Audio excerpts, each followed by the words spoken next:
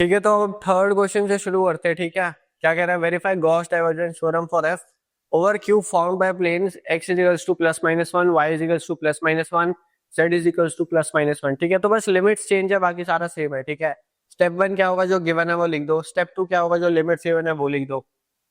Step three क्या होगा, Gauss divergence theorem लिख दो। स्टेप फोर क्या होगा, इसका हम पहले आरएचएस कैलकुलेट करेंगे। ठीक है, तो इसका डॉट प्रोडक्ट निकाला, डेल हमें पता है, एफ हमें पता है, डॉट प्रोडक्ट बहुत आसानी से निकल जाएगा, आंसर आएगा 2x+y। अब 2x+y को हमें 3 बार इंटीग्रेट करना है। ठीक है, वो मैं तुम्हें करके दिखाता हूँ। देखो 2x+y z, ठीक है, इसमें लिमिट्स आ जाएगी 1 और -1 की। ठीक है, dy/dx और यहाँ -1 होगी। ठीक है, अब देखो 1 पुट करो। ठीक है, तो 2x+y माइनस, अब हम माइनस पुट करेंगे z में। ठीक है, तो -2x+y।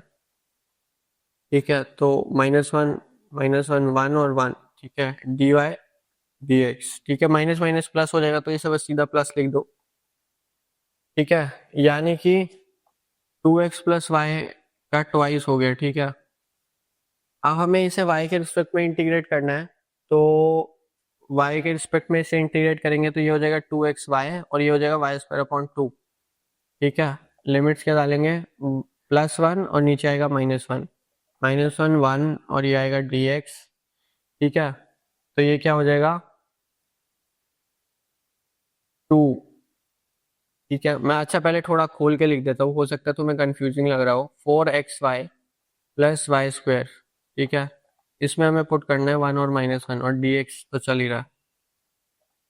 ठीक है, तो इसमें 1 डालेंगे, कहाँ पे, बाय में डालेंगे। ठीक है, क्योंकि y के रिस्पेक्ट में इंटीग्रेट करा है। 4x + 1 -4x + 1। ठीक है, यही आ रहा है, यही आ रहा है dx। ठीक है, तो ये प्लस हो जाएगा, ये प्लस हो जाएगा, ये माइनस हो जाएगा। ठीक है, तो ये तो हो जाएगा 8x और ये कट जाएगा। ठीक है, तो 8x -1 1 dx। ठीक है, इसे इंटीग्रेट करो, 8x² रहेगा 1 और -1, यानी कि 4x² हो गया। ठीक है, 4x² में 4 1 डालेंगे। ठीक है, -4x², अब -1 डालेंगे तो वो भी 4 ही हो जाएगा। ठीक है, तो आंसर 0 आ गया। ठीक है, तो इसका मतलब LHS जो है अपना, LHS ही कर रहे थे ना, RHS कर रहे थे, RHS। ठीक है, तो RHS जो है वो अपना 0 आ गया। अब हम LHS सॉल्व करेंगे, अगर LHS भी 0 आ गया तो अपना प्रूव हो जाएगा क्वेश्चन। तो ठीक है, LHS मैंने बना दिया। ठीक है, उसकी टेबल बना दी। मैं पहले थोड़ा फिगर का बता देता हूँ। देखो फिगर में, वो क्वेश्चन में क्या कर रहा है, एक ऐसा क्यूब है जो कि घिरा हुआ है x इजिकल्स टू 1 प्लेन से, x इजिकल्स टू -1 प्लेन से, सिमिलरली y इजिकल्स टू 1 से और y इजिकल्स टू -1 से, z इजिकल्स टू 1 से और z इजिकल्स टू -1 से। ठीक है, तो वो जो फिगर बनेगा ना, वो एक्सिस के पीछे जा रहा है, तीनों एक्सिस के पीछे जा रहा है। तो उसका जो फिगर बनेगा वो इस हिसाब से बनेगा कि जो क्यूब का सेंटर होगा वहां पे ओरिजिन लाई करेगा। ठीक है, तो एग्जाम में है तो ऐसा फिगर बना देना। ठीक है, बट ऑब्वियसली इस फिगर से देख के तुम ये इक्वेशंस वगैरह नहीं लिख पाओगे, बहुत डिफिकल्ट होगा। तो इक्वेशंस लिखने के लिए रफ में, ठीक है, ताकि तुम गलती ना करो, रफ में एक अलग फिगर बना लेना। ठीक है, नॉर्मल क्यूब। ठीक है, ताकि तुम ये ढंग से टेबल ढंग से फिल कर पाओ। ठीक है, इसे सही कर देता हूँ।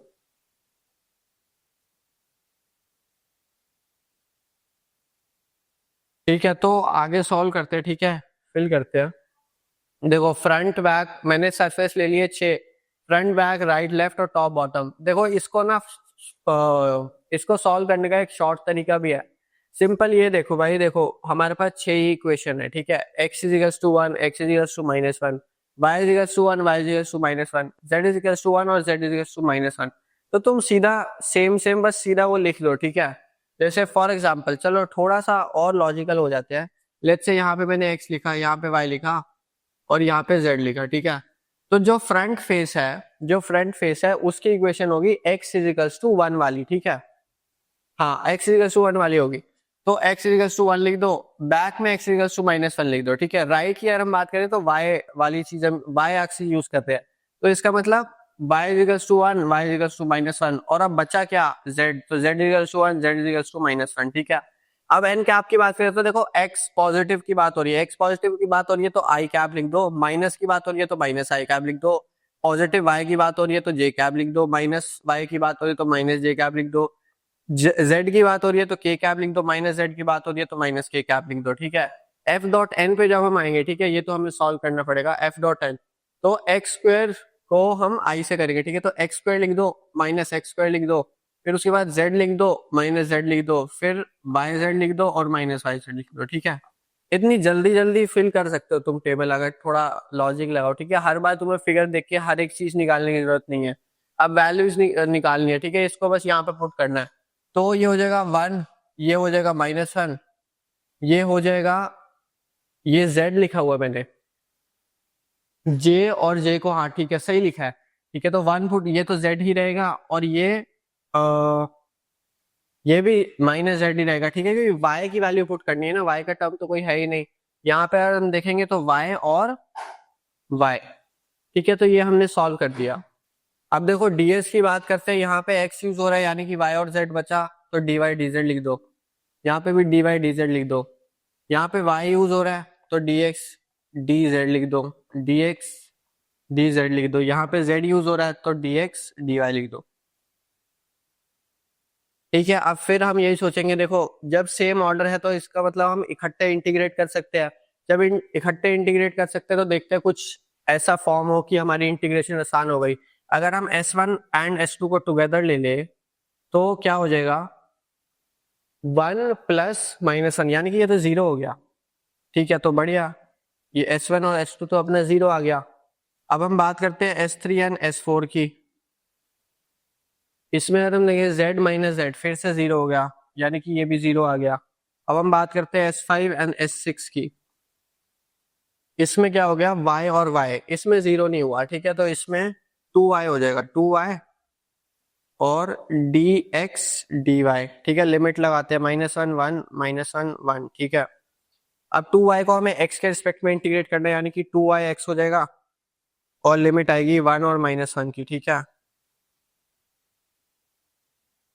ठीक है, इसे मैं मिटा देता हूँ, ठीक है। अब हमने x के रिस्पेक्ट में इंटीग्रेट करा, यानी कि लिमिट्स हम x में ही डालेंगे, तो 2y माइनस ऑफ,